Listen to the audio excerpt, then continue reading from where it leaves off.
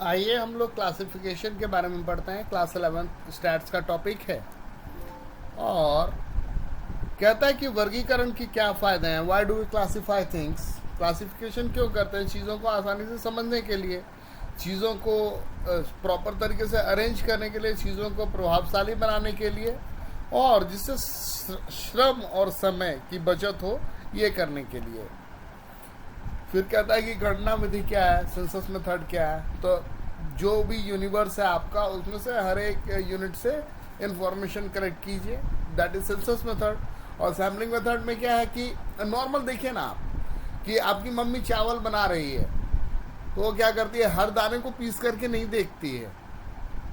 उसने क्या किया, एक दाना उठाया, उसको दबा करके देखा, अगर देख लिया कि नहीं वो पक गया है तो हो गया।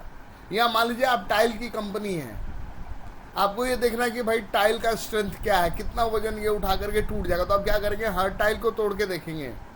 आप बोलेगा सर ये आप कौन सी बात कह रहे हो, कोई हर टाइल को तोड़ देगा तो फिर वो बेचेगा क्या।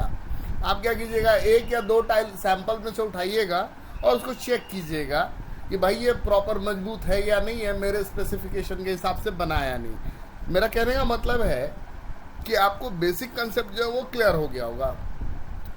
तो इसमें जो सेंसस मेथड है और सैम्पलिंग मेथड में हम छोटा छोटा डिफरेंस कर रहे हैं। पहला क्या है कि कॉस्ट का। तो जो सैम्पलिंग मेथड है वो कम खर्चीला है, इसमें कम टाइम लगता है और आराम से स्टडी होता है। दूसरा क्या है, सैम्पलिंग मेथड में टाइम आपका बच जाता है, आपको हर यूनिट का स्टडी नहीं करना पड़ता है। थर्ड पॉइंट क्या है, एक्यूरेसी। तो यहाँ एक्यूरेसी वाला जो पॉइंट है वो सेंसस में ज़्यादा है। जो आपका सेंसस मेथड है वो ज़्यादा एक्यूरेट है, क्योंकि आप उसमें हर एक से डाटा ले रहे हैं। अगर प्रशासनिक सुविधा के हिसाब से देखें तो आपको कम इन्यूमरेटर्स लगेंगे और आप सारा इंफॉर्मेशन कलेक्ट कर सकते हैं सैम्पलिंग मेथड में। अब यहाँ पर कुछ डिफरेंस देख लीजिए। पहला तो क्षेत्र का है।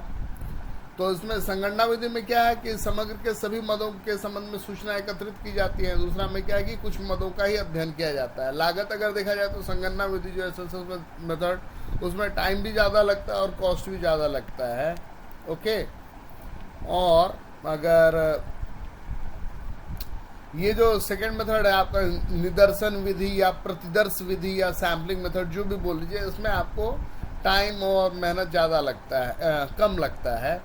शुद्धता और विश्वसनीयता की अगर हम बात कर लें तो ये वाला जो संगणना विधि जो है वो ज़्यादा शुद्ध है, ज़्यादा विश्वसनीय है और प्रत्येक इकाई का अध्ययन पॉसिबल हो पाता है। ये जो निदर्शन विधि है इसमें क्या है कि शुद्धता और विश्वसनीयता ये कम रहती है।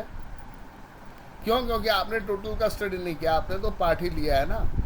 फिर क्या है, संगठन। इसमें बड़े संगठन की आवश्यकता पड़ती है, इसमें छोटे संगठन की आवश्यकता पड़ती है। गहन अध्ययन, इसमें विषय का गहन अध्ययन पॉसिबल, इसमें विषय का गहन अध्ययन पॉसिबल नहीं है। उपयुक्तता, ये विधि तब उपयुक्त है जब अनुसंधान का स्पेस जो है वो सीमित हो। और ये वाला जो मेथड है सेकेंड वाला सेंसस, वो आपका वो तब है जबकि क्षेत्र जो है वो ज़्यादा बड़ा हो। Thank you.